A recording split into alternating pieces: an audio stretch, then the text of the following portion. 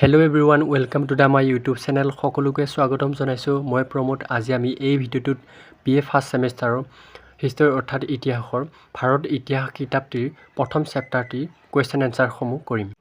আৰু যোনসকলে ভিডিঅ'টো নতুনকৈ চাই আছা তোমালোকে চেনেলটো সাবস্ক্ৰাইব কৰি লোৱা, তোমালোকৰ বন্ধু-বান্ধৱীসকলক ভিডিঅ'টো শ্বেয়াৰ কৰি দিয়া আৰু কোনটো সাবজেক্টৰ কোনটো চেপ্টাৰ ভিডিঅ'লৈকে তোমালোকে কমেন্ট কৰি জনাবা।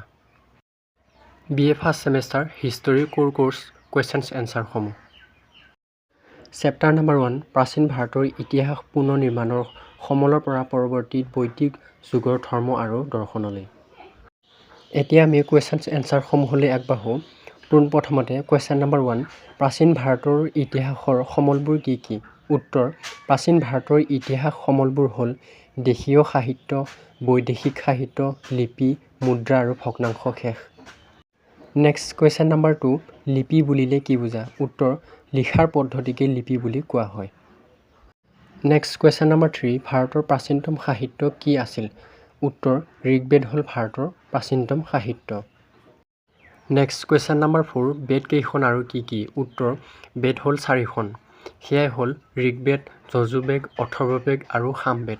নেক্সট কুৱেশ্যন নম্বৰ 5 প্ৰাচীন ভাৰতৰ প্ৰথম ভগ্নাংশশেষ কোনবোৰ কোৱা হয়? উত্তৰ হৰপ্পা বা সিন্ধু সভ্যতাৰ ভগ্নাংশশেষবোৰক কোৱা হয়। নেক্সট কুৱেশ্যন নম্বৰ 6 বৰ্ণ বুলিলে কি বুজা? উত্তৰ বৰ্ণ শব্দৰ অৰ্থ হ'ল শ্ৰেণী। নেক্সট কুৱেশ্যন নম্বৰ 7 চাৰি শ্ৰেণী কি? উত্তৰ ব্ৰাহ্মণ, ক্ষত্ৰিয়, বৈশ্য আৰু শূদ্ৰ। নেক্সট কুৱেশ্যন নম্বৰ 8 ঋগ্বেদৰ অনুমতি ৰচনা কাল কিমান? 1400 চনৰ পৰা 1200 খ্ৰীষ্টাব্দ পূৰ্ব। নেক্সট কুৱেশ্যন নম্বৰ 9 লিপি বুলিলে কি জনা যায়? উত্তৰ লিপি হ'ল এক প্ৰকাৰৰ লিখনি।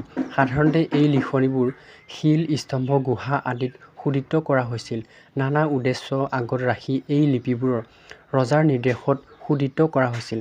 প্ৰধান ৰজাৰ ৰাজ কাৰ্যাৱলী, যুদ্ধ, বিগ্ৰহ, প্ৰশাসনীয় আদৰ্শ, ভূমিদান আদি ঘটনাবোৰ খোদিত কৰা হৈছিল। লিপিবোৰক শাসনবলী বুলি কোৱা হৈছিল।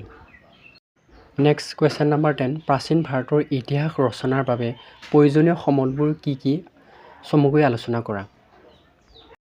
উত্তৰ ইতিহাস হৈছে সভ্যতাৰ ক্ৰমবিকাশ ধাৰা। মানৱ জাতিৰ গতিশীলতাক লিপিবদ্ধ কৰা হ'ল ইতিহাসৰ মুখ্য উদ্দেশ্য।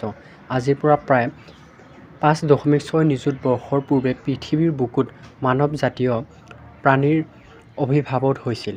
সেই তেতিয়াৰ পৰা পৃথিৱীৰ বুকুত জীয়াই থকাৰ বাবে মানৱ জাতিৰ যি আহৰহ প্ৰচেষ্টা সেয়াই ইতিহাসৰ পাতত পোৱা যায়। প্ৰকৃত ইতিহাস প্ৰণয়ন কৰিবলৈ কিছুমান নিৰ্ভৰযোগ্য তথ্য বা সমলৰ প্ৰয়োজন হয়। ইতিহাসক যুগ ইতিহাস প্ৰণয়ন কৰিবলৈ মূলতঃ 3 প্ৰকাৰৰ সমল পোৱা গৈছে। সেয়া হ'ল সাহিত্যগত, প্ৰত্নতাত্ত্বিক সমল আৰু বিদেশী ভ্ৰমণকাৰীৰ সমলৰ টোকা। নেক্সট কুৱেশ্যন নম্বৰ 11 প্ৰাচীন ভাৰতৰ ইতিহাস ৰচনাৰ ক্ষেত্ৰত বৈদেশিক সাহিত্যই কিদৰে সহায় কৰে চমুকৈ আলোচনা কৰা। উত্তৰ প্ৰাচীন ভাৰতৰ আৰ্য সংস্কৃতিৰ বিষয়ে জানিবলৈ আমাক সহায় কৰা প্ৰধান সমলটোৱে হৈছে বৈদিক সাহিত্য। বৈদিক সাহিত্যৰ প্ৰথম আৰু প্ৰধান গ্ৰন্থ হৈছে বেদ। বিদ ধাতুৰ পৰা বেদৰ উৎপত্তি হৈছে, যাৰ অৰ্থ বিদ্যা বা জ্ঞান। বেদ হৈছে হিন্দু সভ্যতাৰ মূল ভেটি স্বৰূপ। বেদ ভগৱানৰ মুখৰ বাণী বুলি কোৱা হয় বিশ্বাস কৰিছিল। প্ৰথম অৱস্থাত বেদ লিখিত ৰূপত নাছিল। পৰম্পৰাগতভাৱে দেখা মুখস্থ কৰি মনত ৰখা হৈছিল আৰু পুংখানুক্ৰমে এইবোৰ আওৰোৱা হৈছিল। সেইবাবে বেদক শ্ৰুতি বোলা হৈছিল। লিপি উদ্ভৱ হোৱাৰ পিছতে বেদ লিখিত ৰূপত পোৱা গৈছিল। বেদ 4খন ঋক, যজু, সাম আৰু অথৰ্ব বেদ। প্ৰতিখন বেদৰ 4টাকৈ ভাগ আছে। সেই হ'ল সংহিতা, ব্ৰাহ্মণ, আৰণ্যক আৰু উপনিষদ। নেক্সট কুৱেশ্যন নম্বৰ 12 এই কুৱেশ্যনটো 10 মাৰ্কৰ কুৱেশ্যন হয়। প্ৰাচীন ভাৰতৰ বুৰঞ্জী পুৰাণৰ ৰচনাৰ ক্ষেত্ৰত প্ৰত্নতাত্ত্বিক আৰু বৈদেশিক সমলসমূহ উল্লেখ কৰা। উত্তৰ প্ৰত্নতাত্ত্বিক সমল। প্ৰাচীন ভাৰতৰ প্ৰত্নতাত্ত্বিক সমলবোৰ হ'ল ক খনন কাৰ্যৰ পৰা পোৱা সমল। প্ৰাচীন ভাৰতৰ কাৰ্যৰ যোগেদি হৰপ্পা আৰু মহেঞ্জোদাৰো উদ্ধাৰ হোৱা ধ্বংসাৱশেষসমূহে আৰ্যসকলৰ ভাৰতলৈ অহাৰ বহু পূৰ্বে ভাৰতলৈ গঢ়ি উঠা উচ্চ মানদণ্ডৰ নগৰীয়া সভ্যতাৰ পৰিচয় দিয়ে। খননশীলৰ খনন কাৰ্যই ই কৃষ্ণসকলৰ বিষয়ে তথ্য যোগান ধৰে। এনেদৰে পাটলিপুত্ৰৰ ধ্বংসাৱশেষৰ সমূহে মৌৰ্যসকলৰ প্ৰাচীন ৰাজধানীৰ চহৰৰ গাঁথনিত আভাস দিয়ে। ফলিসমূহ প্ৰত্নতাত্ত্বিক সময়ত শিল, সূতা বা ফলি আদিত লিপিসমূহৰ খোদিত কৰা হৈছিল। ইয়াত সংস্কৃত, পালি, তামিল, কানাডা আদি ভাষাত ব্যৱহাৰ কৰা হৈছিল। ভাৰতৰ প্ৰায় সকলো ঠাইতে পোৱা আশোকৰ ফলিসমূহ হৈছে উদ্ধাৰ হোৱা ফলিবোৰৰ ভিতৰত প্ৰাচীন। এই ফলিসমূহে তেওঁলোকৰ শাসন ব্যৱস্থা, ধৰ্মীয় জীৱন আদিৰ বিৱৰ্তন দিয়ে। মুদ্ৰাসমূহ প্ৰত্নতাত্ত্বিক সমলৰ অন্যতম নিদৰ্শন হৈছে মুদ্ৰাসমূহৰ বুৰঞ্জীৰ ক্ৰম নিৰ্ণয় কৰাত এই মুদ্ৰাসমূহে বিশেষভাৱে সহায় কৰে। মুদ্ৰাসমূহৰে ৰজাৰ ক্ষমতা, সাম্ৰাজ্যৰ পৰিসীমা, ৰজাৰ ধৰ্ম, অৰ্থনৈতিক অৱস্থা আদিৰ বিষয়ে তথ্য যোগান ধৰে। সমুদ্ৰগুপ্তৰ এটা মুদ্ৰাক তেওঁৰ হাতত বীণা লৈ বহি থকা দেখুওৱা হৈছে।